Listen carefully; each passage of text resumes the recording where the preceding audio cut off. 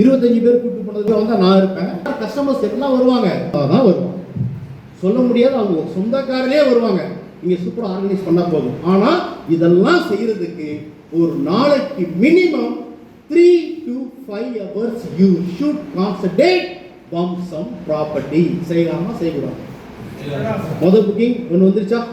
நான் சொன்னது இந்த வாரத்தையும் நீங்க சொன்னீங்க. இந்த வாரமே 2 வாரம் எடுத்துங்க. எவ்வளோ சார் ஆச்சு? ஒரு அரை கிரவுண்ட் 60 கிரவுண்ட் புக் பண்ணி எழுதி வச்சு இன்னைக்கு 3 மணி நேரம். ரைட், இன்னைக்கு 3 மணி நேரம் பேசியிருக்கேன்.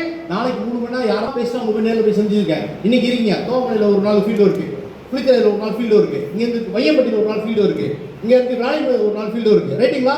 மணப்பாறையில் ஒரு 2 நாள் ஃபீல்டு இருக்கு, அப்பாயின்மெண்ட் இருக்கோ அங்கேலாம் உங்களுடைய நேரத்தை நம்ம செலவு பண்ணோம் அப்படின்னா குறைந்தபட்சம் உங்களுக்கு 10 புக்கிங் 20 புக்கிங் வரும். அதெல்லாம் கேட்கும் எத்தனைங்க? ஒரு 15 நாள் ஒரு புக்கிங், ஒரு மாசத்துக்கு 2 புக்கிங், 1,20,000 ஆச்சா இல்லையா? ஹியர் ஆஃப்டர் நம்ம என்ன பண்ணோம்? Take action. இதுதான் ஆக்ஷன் பிளான் நான் சொல்லிட்டு இருக்கேன். ரைட்டுங்களா? அப்ப இங்க இருக்க அத்தனை பேரும் உங்க வேலையும் பார்த்துட்டு குடும்பத்தோட சந்தோஷமா வந்து பசங்களை ஸ்கூல்ல போய் விட்டுட்டு 1 மணி நேரம் உங்களுக்காக திருச்சியில பிரத்யேகமா எவ்ரி வீக் ட்ரைனிங் கொடுக்குறோம். அந்த ட்ரைனிங் அட்டன் பண்ணிருக்கோம். 15 நாள் ஒரு இனிமேல் இங்க நம்ம ஸ்டார்ட் பண்ணிடுவோம். ரைட்டுங்களா? அதனால